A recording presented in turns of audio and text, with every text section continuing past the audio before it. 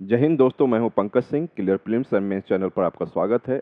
इस वीडियो को लाइक करें, चैनल को सब्सक्राइब करें और बेल आइकन को दबाना बिल्कुल ना भूलें। आज एक इम्पॉर्टेंट टॉपिक देखने जा रहे हैं, वो है आपका इकोनॉमिक के अंडर, और इसे हम कहेंगे ई श्रम वन स्टॉप सॉल्यूशन। और ये न्यूज़ में क्यों है, why it is in the news में क्यों है, देखते हैं।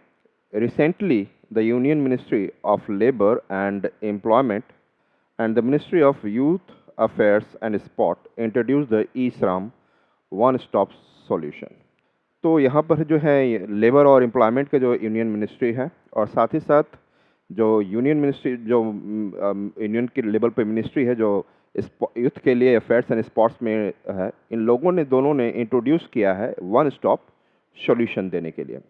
और इसका मतलब है कि कहीं ना कहीं एक ही जगह पर सारे सॉल्यूशन मिलेंगे। और ये जो देखा जा रहा है करने के लिए जो लेबर एंड एम्प्लॉयमेंट आ रहा है, तो इसका मतलब कहीं ना कहीं वो सेक्टर जहाँ पर जो लेबर में काउंट नहीं हो पा रहा है, उसकी एम्प्लॉय वो डेली काम कर रहा है, एम्प्लॉय भी है कहीं पर, चाहे घर पे हो चाहे खुद के लिए कुछ काम कर रहा हो, तो ऐसे लोग जो हैं चाहे किसी कंस्ट्रक्शन साइट पे काम कर रहे हैं, डेली वेजर्स हैं, वेंडर्स हैं, तो ये कहीं ना कहीं इनको कुछ फ़ायदे पहुंचाने के लिए, और किसी रेगुलेशन के द्वारा हमारे गवर्नमेंट के रेगुलेशन में नहीं है, ऐसे लोगों को फ़ायदा पहुंचाने वाली काम की जा रही है। This initiative aims to streamline the access of various social security schemes for unorganized workers who are registered on the e-Shram portal।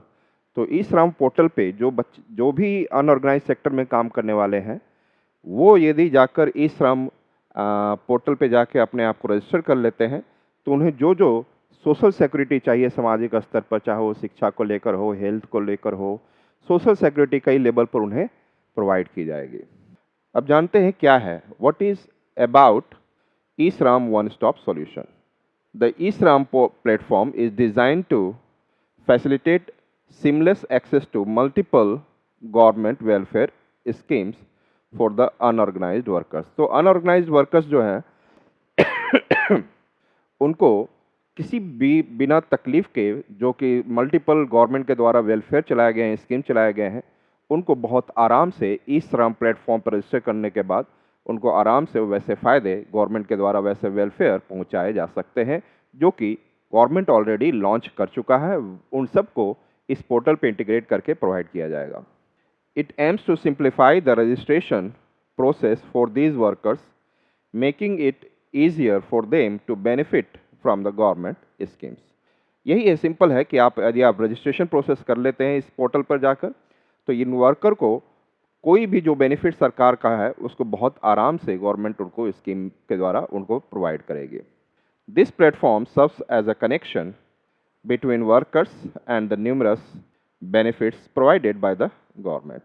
तो एक प्रकार से ये जो प्लेटफॉर्म है, ई श्रम प्लेटफॉर्म, ये एक कनेक्शन का काम कर रहा है, इंटर कनेक्शन, जो अनऑर्गेनाइज सेक्टर में काम कर रहे हैं और उनको जो बहुत सारे बेनिफिट प्रोवाइड करना है गवर्नमेंट के द्वारा, उसके बीच में कनेक्शन है।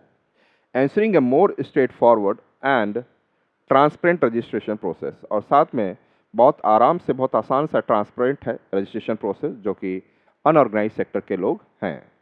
It consolidates and integrates data from various central ministries and departments into A unified repository.